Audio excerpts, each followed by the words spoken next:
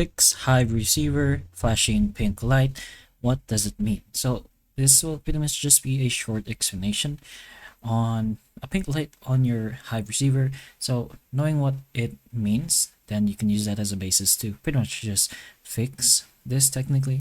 So for your Hive receiver, when there's a flashing or just a pink light in general on your device, it usually just means it has lost communication with the Hive hub or the Hive servers. So most often due to an internet or network issue rather than a fault with the heating system unit itself. So this can usually happen if your Wi-Fi or router has gone offline and the Hive hub is not properly connected to the router, or Hive servers are just unavailable.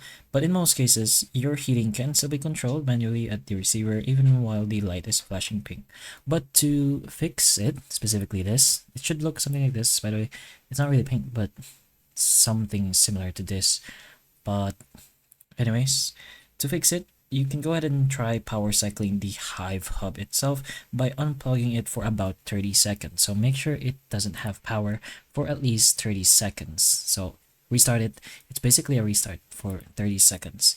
Other than that, you can go ahead and make sure that the Ethernet cable between the Hive hub you're using is properly connected to your router if you are using one. And if you want to know, it should look something like this, the wire. Make sure it's both connected and make sure your wire does still work. There could be faulty wires and maybe the wire broke. That's why there's having problems with the connection. But anyways, you can go ahead and restart the receiver by turning the boiler power off and back on if needed. And then once the hub reconnects, the light should pretty much just change from pink to green, indicating the system is back online.